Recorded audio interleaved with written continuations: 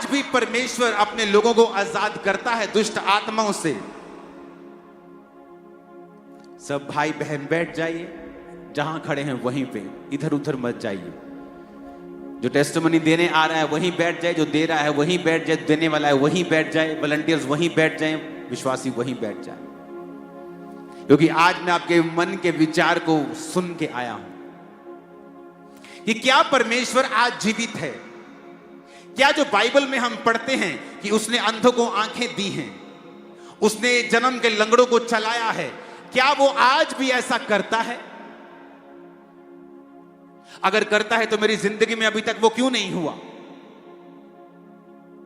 क्योंकि वचन ये कहता है कि परमेश्वर जब सूखे हाथ वाले व्यक्ति के पास गया और यीशु मसीह ने उससे कहा, सूखे हाथ वाले व्यक्ति से, कि अपना हाथ बढ़ा, और वचन कहता है सूखे हाथ वाले व्यक्ति ने जब अपना हाथ बढ़ाने की कोशिश की तो वो बढ़ा पाया और उसका सूखा हाथ चंगा हो गया।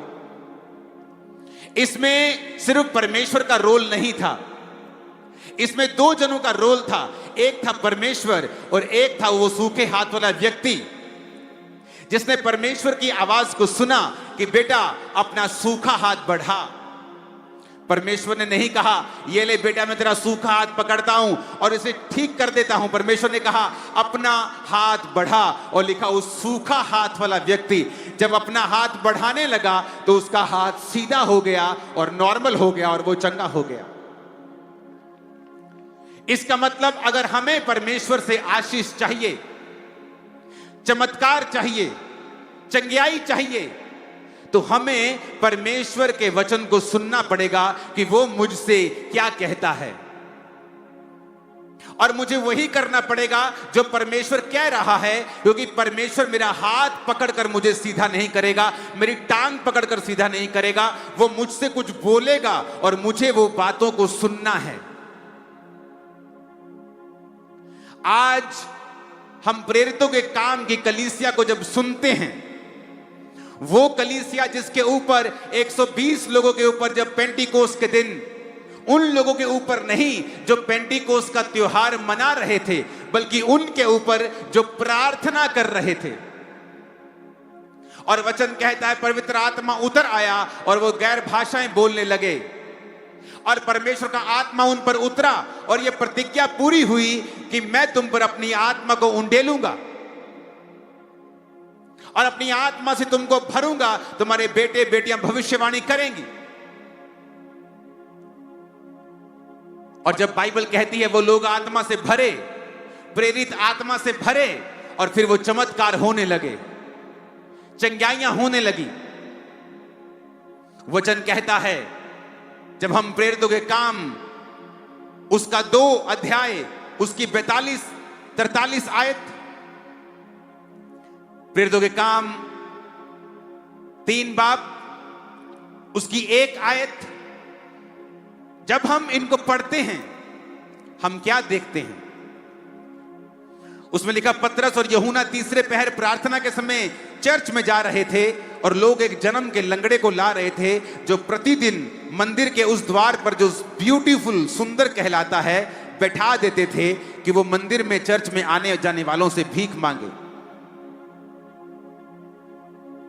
यहां पर हम देखते हैं प्रेरितों के कामों में, इस पुस्तक में जिसकी शुरुआत तो है पर इस पुस्तक का कहीं भी अंत नहीं मिलता है, क्योंकि परमेश्वर नहीं चाहता था कि प्रेरितों के काम की पुस्तक का अंत हो। क्योंकि वचन कहता है वो आज भी चाहता है प्रेरितों के कामों की पुस्तक, वो लंगड़ों का चलना, वो अंधों का देखना, वो मुर्दों का जिलाना, वो आज भी हमारे जमाने में हो। लेकिन परमेश्वर जो चाहता है वो पूरा कैसे होगा? वचन क्या कहता है? वचन कहता है कि उस जमाने में प्रेरितों के काम की कलीसिया में लंगड़े चलते थे, लेकिन उस लंगड़े को वो ऐसे उठा के, ऐसे क्रिपल लंगड़े को उस ब्यूटीफुल गेट के द्वार के पास बिठा देते थे, और फिर वो आने वाले जाने वालों से भीख मांगता था। और लिखा वचन में कि पतरस और यूहन्ना प्रार्थना करने के लिए चर्च में जा रहे थे।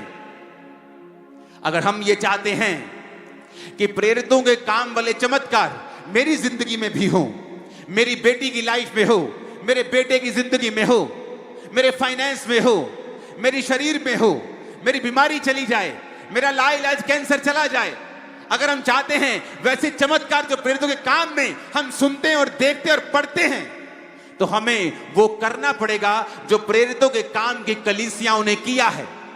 अगर सूखे हाथ वाला व्यक्ति अपना हाथ ना बढ़ाता और बोलता कि तू खुद ही कर ले, तो परमेश्वर उसको कभी भी चंगा नहीं करते।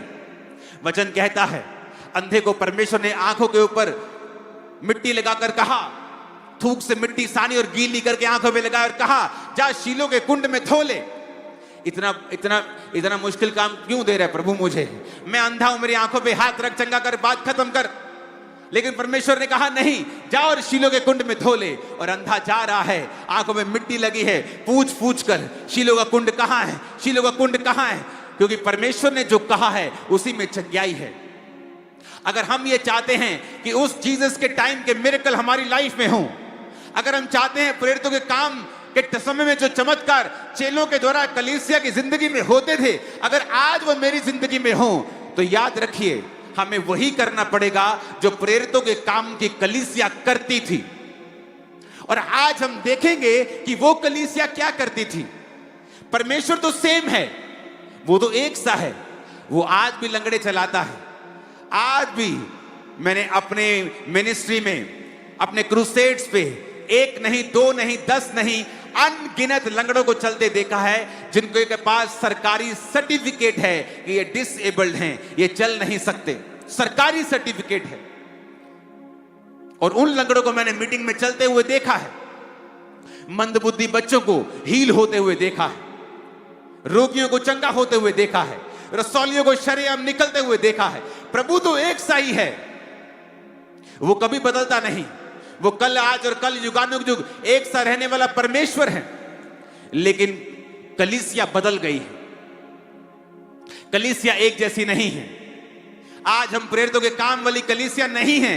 इसीलिए परमेश्वर, वचन कहता है, एक जगह गया और एक जगह जाकर उनके अविश्वास को देखा। और जब उनके अविश्वास को देखा तो वचन कहता है परमेश्वर वहां पर ज्यादा सामर्थ के काम नहीं कर सका। कौन नहीं कर सका? खुद यीशु वहां पर ज्यादा सामर्थ्य काम नहीं कर सका उनके अविश्वास के कारण। और लिखा फिर थोड़े से बीमारों पर हाथ रखा और उन्हें चंगा किया।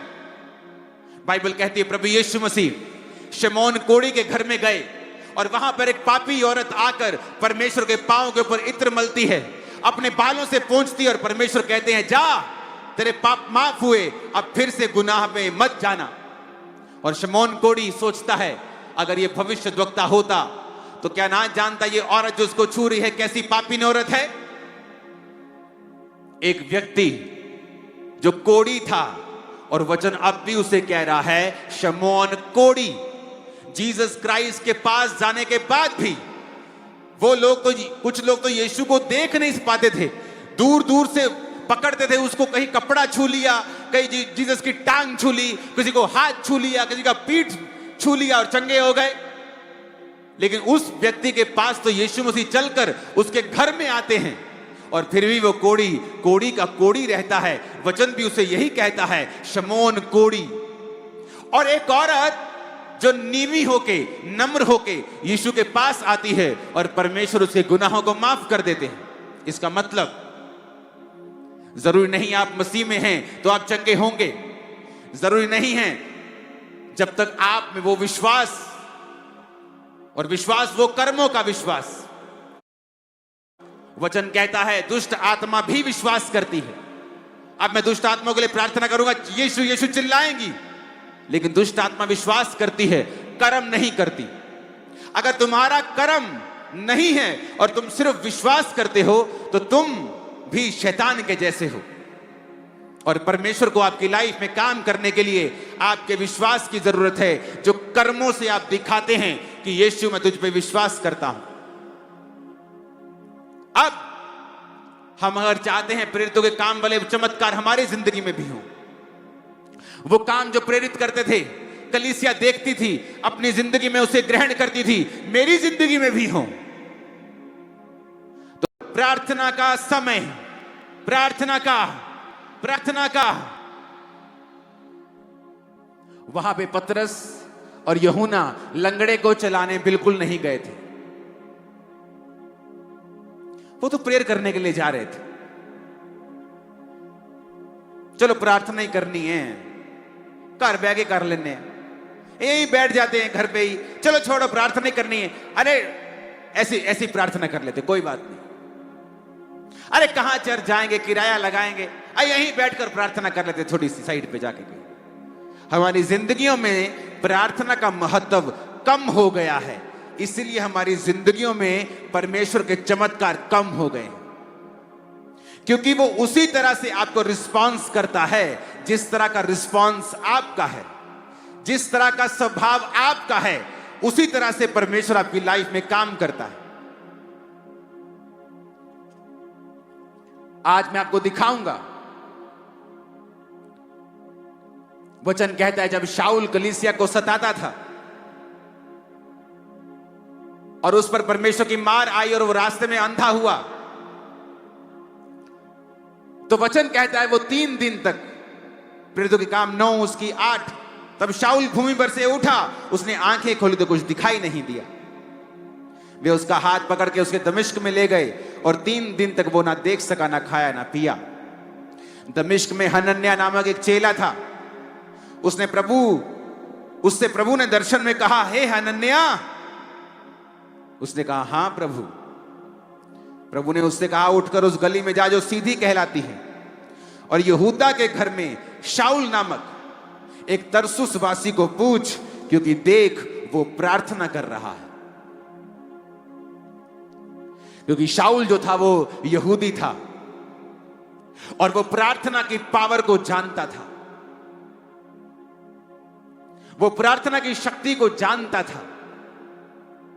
और वचन कहता है जब वो बैठकर प्रार्थना कर रहा था, उपवास सहित प्रार्थना कर रहा था, तो परमेश्वर को हिलना पड़ा और परमेश्वर ने अपने चेले से कहा, हे हनन्याह उठ, जो सीधी गली कहलाती है उस गली में जा जो सीधी कहलाती है, स्ट्रेट जा और उस गली में जाके पूछ एक तरसुस वासी, क्योंकि देख, अपने पड़ोसी को बोलो, देख वो प्रार्थना कर रहा है। पतरस और यूहन्ना तीसरे पहर मंदिर में, चर्च में जा रहे हैं, किस लिए? प्रार्थना करने के लिए। और रास्ते में उनको लंगड़ा मिलता है और वो उसको चला देते हैं। प्रार्थना का महत्व, प्रार्थना की इंपॉर्टेंस कितनी है आपकी जिंदगी में? क्या मायने रखती है प्रार्थना का जीवन आपकी लाइफ में? पूरी प्रेरितों के काम की कलीसिया पढ़ो, पूरा प्रेरितों के काम क्या क्या हुआ। जहां जहां प्रार्थना हुई है वहां वहां परमेश्वर ने मूव किया है। जहां जहां प्रेयर हुई है परमेश्वर ने वहां पे शिरकत की है।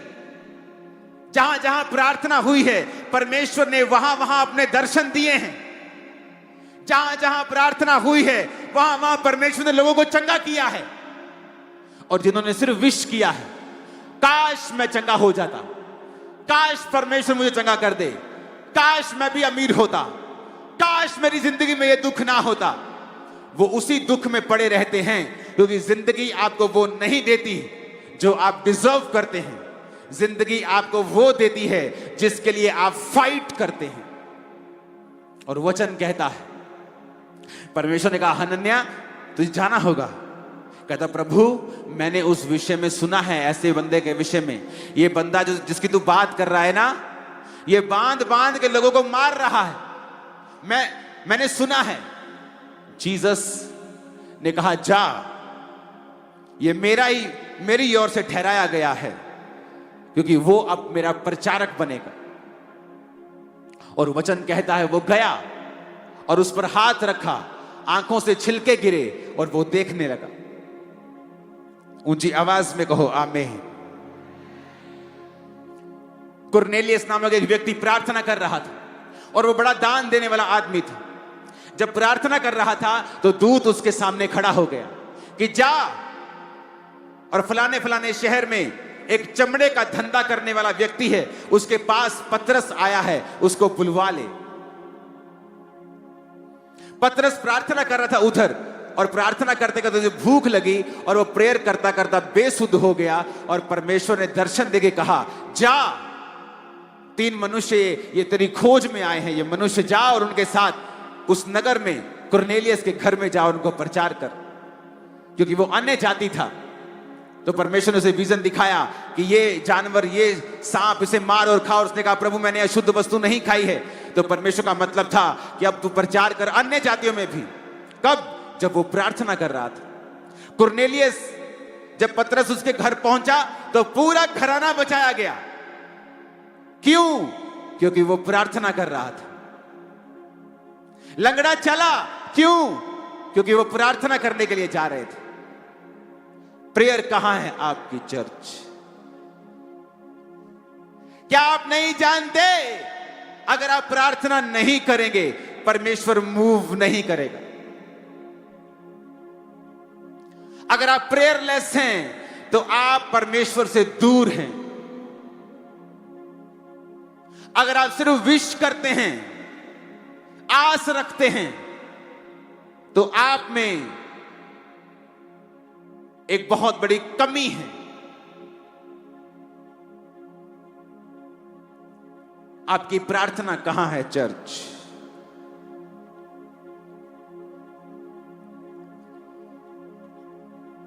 वो जो बोले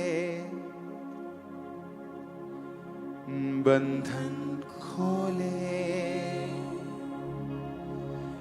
जकड़े छूटे, वो जो बोले,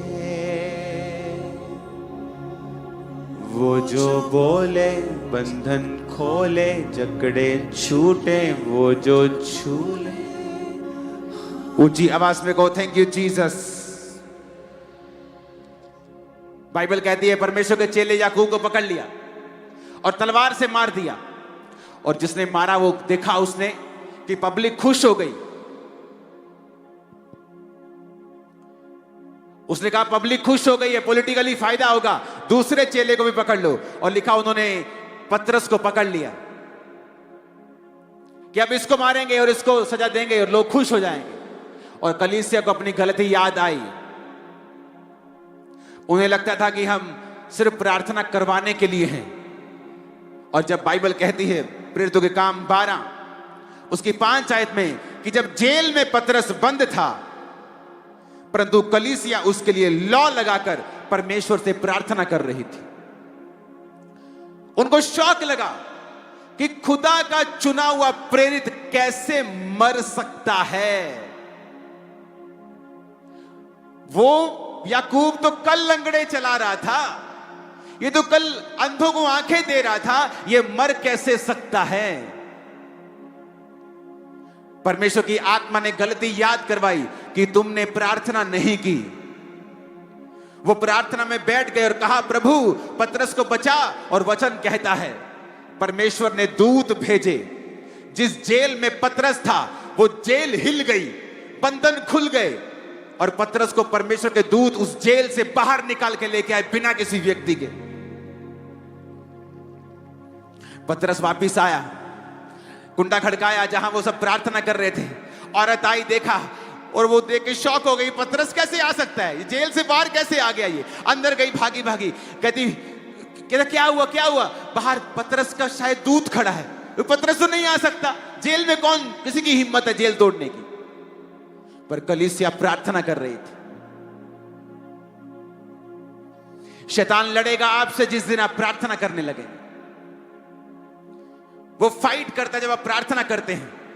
व्हाट्सएप याद आएगा, दुख याद आएंगे, मेंटल चीजें याद आएंगी, नेगेटिव चीजें याद आएंगी, टीवी का सर्वश्रेष्ठ आपका मनपसंद प्रोग्राम आपको याद आ जाएगा। आपका परम मित्र आपको फोन कर देगा, आपको व्यभिचार की बातें याद आएंगी। क्यों? क्योंकि शैतान जानता है जिस दिन आप प्रार्थना करेंगे स्वर्ग मूव करेगा आपके लिए। जिस दिन आप प्रार्थना में बैठ जाएंगे, वो शैतान जानता है। शैतान तो जानता है, पर कलीसिया मूर्ख की तरह बिहेव करती है कई बार और प्रार्थना नहीं करती, और फिर भी एक्सपेक्ट करती है कि परमेश्वर मेरी जिंदगी में चमत्कार करे।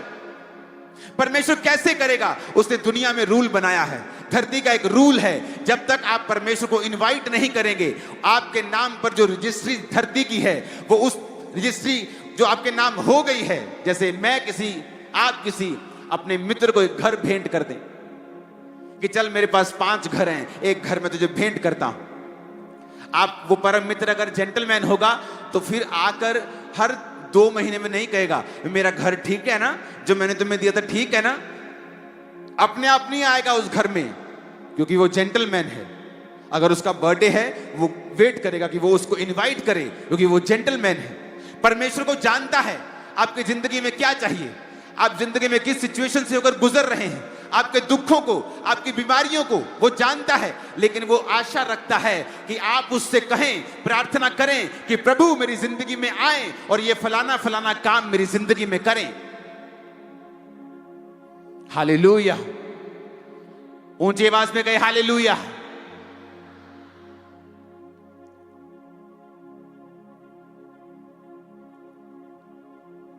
क्योंकि आप जहां उसको इनवाइट करेंगे वो आएगा। पौलुस बाइबल कहती है प्रार्थना करने के लिए शहर के बाहर जा रहा था और वहां पर एक औरत उसको मिलती है जो बड़ी धनी थी, प्रभावशाली, और वो बड़े ध्यान से वचन सुनती है और अपना जिंदगी प्रभु को दे देती है और उसका घराना भी बचाया जाता है। आज किन सेवकाइयों के द्वारा रूहें बच रही हैं? वो नहीं जो बहुत प्रचार कर रहे हैं, वो जो प्रार्थना कर रहे हैं और प्रचार कर रहे हैं। किन के द्वारा लंगड़े चल रहे हैं? वो नहीं जो लंगड़े चलाना चाहते हैं, वो जो प्रार्थना का महत्व अपनी जिंदगी में रखते हैं, जो प्रेयर करते हैं, वो लंगड़े भी चलाते हैं। कौन सी सेवकाइयां हैं जो रूहें बचा रही हैं बहुत ज्यादा? वो नहीं जो सिर्फ प्रचार कर रही हैं, वो जो प्रेयर कर रही हैं और प्रचार कर रही हैं। कलीसिया कामों को पढ़िए, प्रेरितों के कामों में पढ़िए, जहां जहां प्रार्थना हुई है वहां वहां परमेश्वर ने मूव किया है। जहां जहां प्रार्थना हुई है वहां वहां परमेश्वर ने काम किया है। जिस जिस व्यक्ति ने प्रार्थना को महत्व दिया है, प्रभु ने उसकी जिंदगी में बड़े काम किए हैं। ऊंची आवाज में कहिए हालेलुया।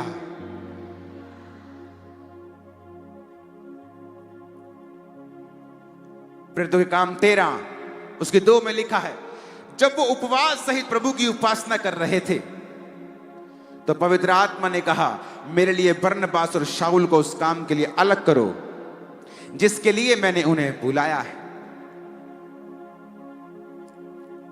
सब कहो आमीन।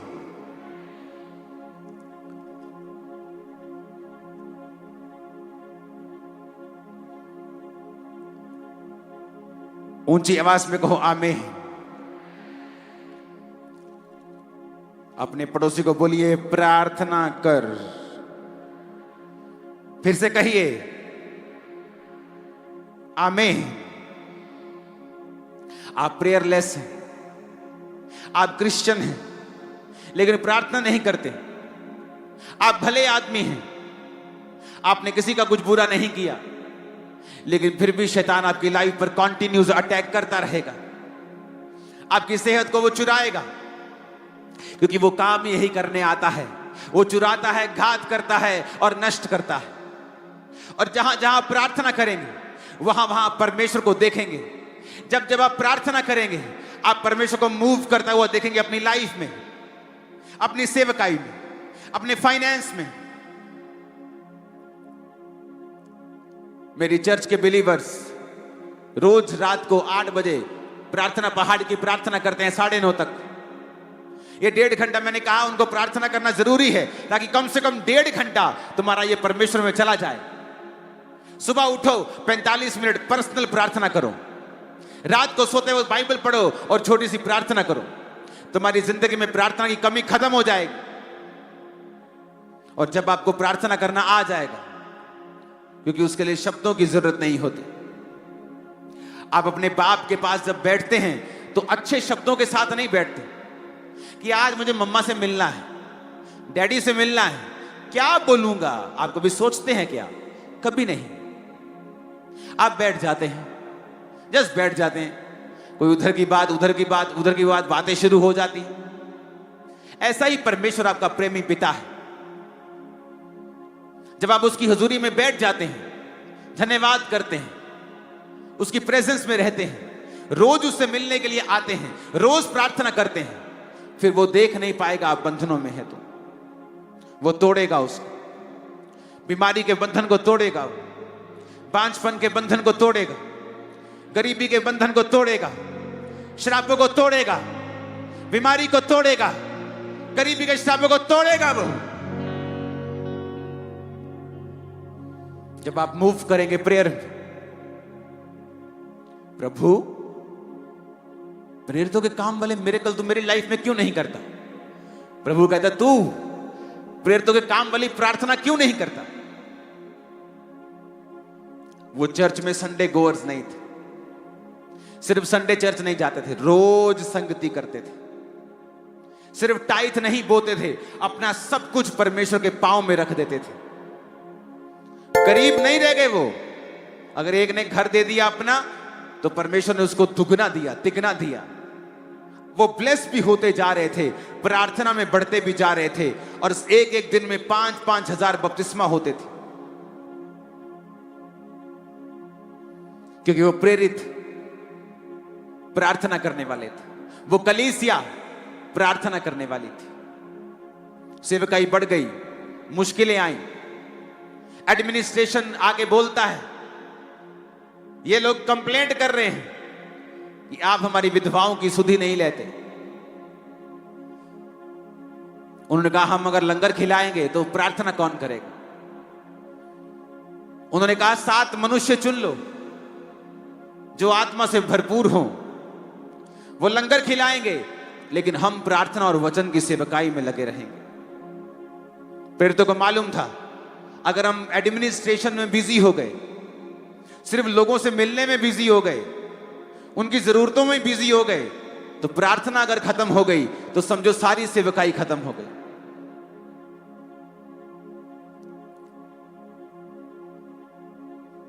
अगर प्रार्थना खत्म हो गई तो समझो सब खत्म हो गया।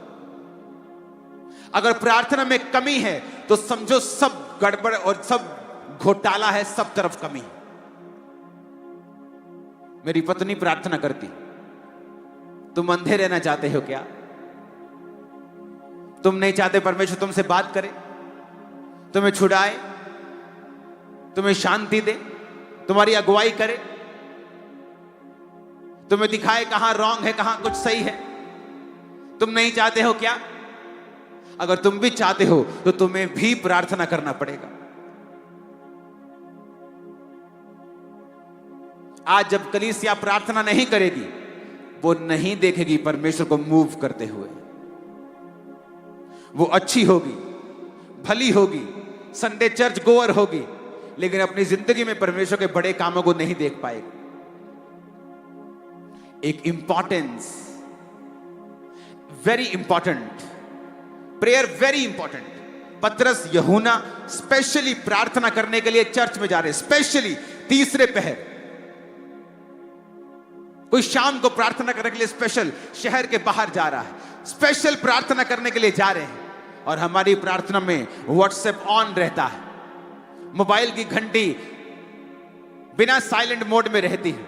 कोई भी आपको कॉल कर सकता है, आप फोन उठाएंगे, कोई भी आपको मैसेज कर सकता है, आप उसका जवाब देंगे। और इधर आप प्रार्थना कर रहे हैं और उधर आपका फोन बज रहा है, आपका टीवी ऑन है। आपकी बाइबल कहती है कि कुंडी लगा के प्रार्थना करना, विदाउट डिस्टर्बेंस, विदाउट डिस्ट्रैक्शन,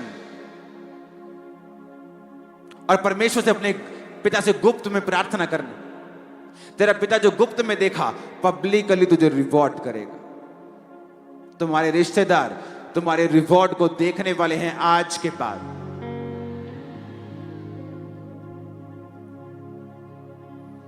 ऊंची आवाज में कहो हालेलुया, ऊंची आवाज में कहो हालेलुया। अगर आप प्रार्थना नहीं करते हैं तो समझिए परमेश्वर मूव नहीं करेगा। मूसा के दोनों हाथ ऊपर तो अमालेकी हारते थे, मूसा के हाथ थकते थे और वो नीचे आता था तो इज़राइल हारता था। आप चाहे चुने हुए हैं, प्रभु ने आपको शैतान के चंगुल से निकाला है, आपने मिरेकल्स देखे हैं, लेकिन अगर ये हाथ नीचे रहेंगे तो हार पक्की है, चाहे हम जितने मर्जी अच्छे क्रिश्चियन और बुलाहट के साथ बुलाए गए क्यों ना हो। वचन ऐसा कहता है, मैं नहीं कहता।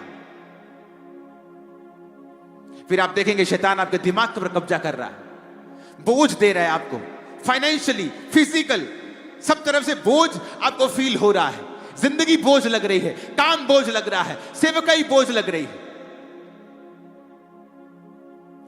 एक दिन सुबह मैं उठा और पवित्र आत्मा ने मुझसे कहा, डैनियल,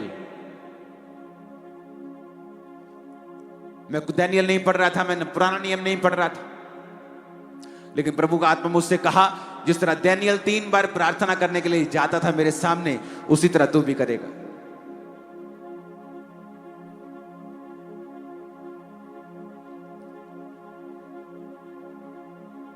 अगर आपको बड़े काम करने हैं, आपको समय बिताना होगा। किसी को मालूम नहीं कि प्रार्थना का समय क्या कितना होना चाहिए, मेरी प्रार्थना कितनी है, लेकिन आज प्रभु ने मुझसे कहा मैं आपसे बात करूं सिर्फ झारखंड के पहले दिन कि 5.5 घंटे रोज प्रभु ने मुझसे प्रार्थना करने के लिए कहा। एवरी डे तुझे रोज करनी होगी, एवरी डे, रोज। आपको लगता है ये सेवकाई बड़ी है, सैकड़ों ब्रांचेस हैं, लाखों गिनती नहीं हो पाती। जब टेंट लगता है तो बोलते हैं यार क्या लगा रहे हो तुम, कैसे लोग आएंगे, ये तुम किलोमीटर में टेंट लगाते हो क्या? जब लोग देखते हैं भरते जा रहे लोग, भरते जा रहे लोग, भरते जा रहे लोग, आते जा रहे, आप पता नहीं कहां से आ रहे। आपको लगता है कि बहुत इस पे हमने करोड़ों खर्चा किया इसकी एडवर्टाइजमेंट पे, नहीं। प्रेयर्स वो करती है जो आपका पैसा नहीं कर सकता। वो आपके हृदय में डालता है परमेश्वर, जब प्रार्थना होती है वो आपके हृदय में डालता है, चल क्रूसेड पे, चल मीटिंग में।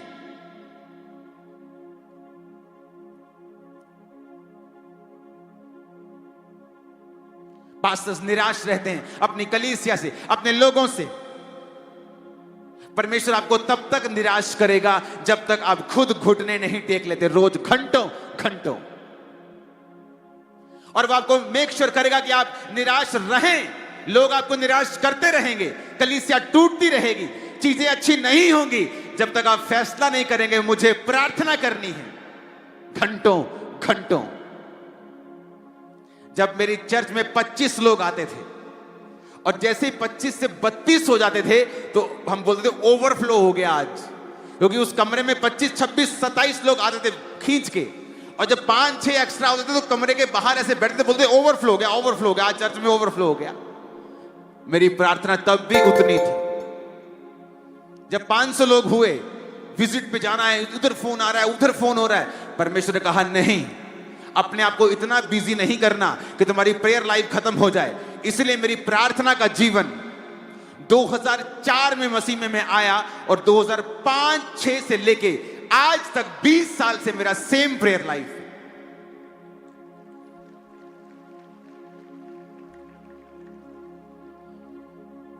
इसलिए सेवकाई, इसकी हजारों सैकड़ों ब्रांचेस, काम, क्रूसेड्स, मीटिंग्स, 7 लाख मेंबर्स, बिना किसी स्ट्रेस के हम चलते हैं। सेवकाई का कोई स्ट्रेस हमारी लाइफ पे नहीं। और लोग पूछते हैं कैसे? Prayers, only prayers, only prayers. कोई बुद्धि नहीं है, कोई ताकत नहीं है, कोई बल नहीं है, सिर्फ प्रार्थना। अपने पिता के सामने बैठ जाओ रोज रोज रोज, और जिंदगी बदलेगी ना बदलेगी तो बोल देना मेरे को, बदलेगी जिंदगी। जब मेरी जिंदगी में प्रभु ने बड़े काम करने थे, उस समय मेरी प्रार्थना के बाद दिन में 7 घंटे भी होती थी।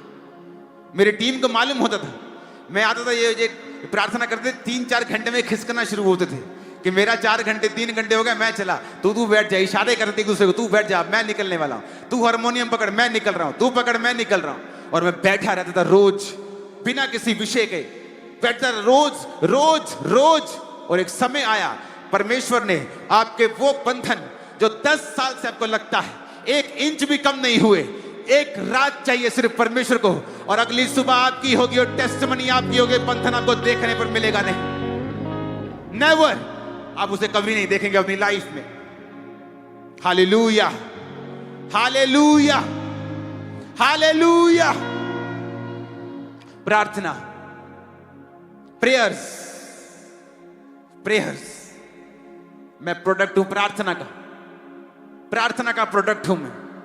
प्रेयर्स, प्रेयर्स, प्रेयर्स, प्रेयर्स, प्रार्थनाएं, प्रार्थनाएं, प्रार्थनाएं, प्रार्थनाएं रोज।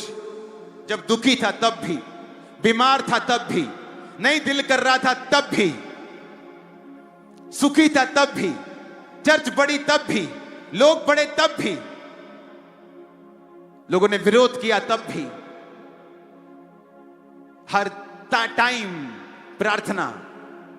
इसलिए हम रिजल्ट भी वही देख रहे हैं, वही प्रेरितों के काम वाले रिजल्ट हमारी लाइफ में हैं, क्योंकि वो लाइफ स्टाइल भी हमने अपनाया है। आप चाहते हो प्रभु काम करे तो प्रेयर्स, कम से कम 2.5 घंटे एक विश्वासी की प्रार्थना होनी चाहिए, कम से कम एक पास्टर की 4 घंटे प्रार्थना होनी चाहिए, क्योंकि आप तभी लोगों को कुछ दे पाएंगे अगर आपके पास कुछ है तो। मेरा गिलास अगर ओवरफ्लो हो रहा है तो मैं आपको पानी पिला पाऊंगा, अगर मेरा ही आधा है तो मैं आपको पिला नहीं सकता। वो मेरी प्यास बुझाएगा, वो पूरी नहीं बुझाएगा। हालेलुया। मेरी प्रार्थना है आज से आप रोज प्रार्थना में बैठेंगे और खुदाबंद बड़े काम करे। खुदा ने जब मुझे फिर भेजा, अगर भेजा यहां पे, मेरी आशा है वो जल्दी भेजे। आप लोग यहां आकर गवाहियां देंगे कि उस मीटिंग के बाद मेरी प्रेयर लाइफ चेंज हुई। जब मेरी प्रेयर लाइफ चेंज हुई, आज मेरी पूरी जिंदगी बदल चुकी है। आप स्टूडेंट हैं, प्रे करो। Housewife, home maker, prayer. Businessman, prayer. Dawood के जैसा कोई राजा जिसको दिन में 10 चीजें करनी है, 10 लोगों से मिलना है, पूरा राज्य संभालना है, और वो कहता है मैं दिन में 7 बार तेरी स्तुति करता हूं। आत्मिक चीजों को पीछे करके हम आगे नहीं बढ़ पाएंगे। आज के बाद घर में जाइए, अपने समय को बांटिए। अगर आप प्रार्थना पहाड़ के साथ नहीं जुड़े हैं तो अपनी प्रार्थना को किसी भी समय अलग कर लीजिए कि ये टाइम मैं प्रार्थना करूंगा, करूंगी। एक पवित्र समय साइड पे रख दीजिए। रोज खुदा से बात कीजिए, रोज उससे मिलिए, रोज उसके साथ बैठकर वर्शिप कीजिए उसकी। मैं आपको दावा करता हूं आपकी जिंदगी आज रात के बाद कभी सेम ना होगी। आमीन। ऊंचाई आशीष हमारी है चर्च। मैंने कहा आमीन। ऊंचाई आशीष हमारी है चर्च। अपने हाथों को उठा लीजिए।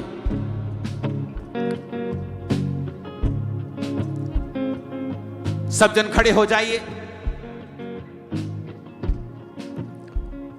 इस वर्शिप के दौरान हम प्रार्थना करेंगे, हम दोनों आपके लिए प्रेयर करेंगे कि शैतान के बंधन आपकी स्पिरिचुअल लाइफ से टूट जाएं और आपकी स्पिरिचुअल लाइफ कभी भी सेम ना हो। उठाओ अपने हाथों को।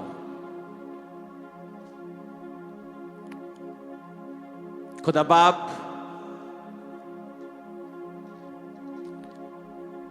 आज तेरी कलीसिया को वैसा ही जीवन दे जैसा तूने तब दिया था। पिता, इनकी जिंदगी में प्रार्थना की कमी को आज खत्म कर दे।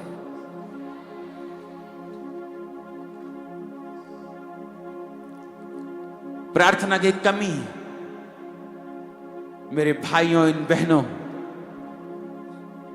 इन सेवकों, इन जीवनों से जिसके भी लाइफ में है, उस प्रार्थना की कमी को दूर कर दे खुदावन।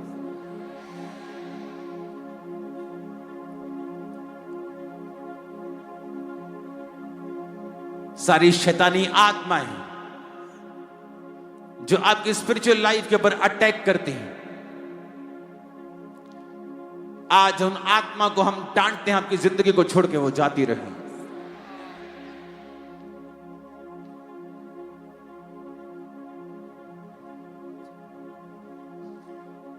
तेरी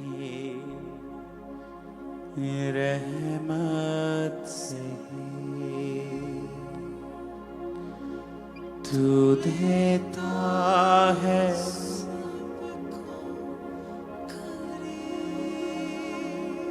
तेरी रहमत से तू देता है सबको।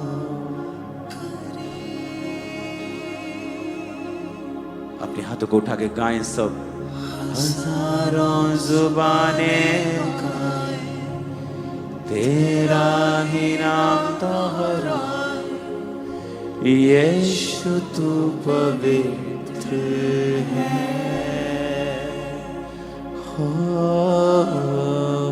हजारों जुबानें गाएं, तेरा ही नाम दोहराए, यीशु तू पवित्र है। सारी सृष्टि पर तेरा अधिकार, तू राजा है,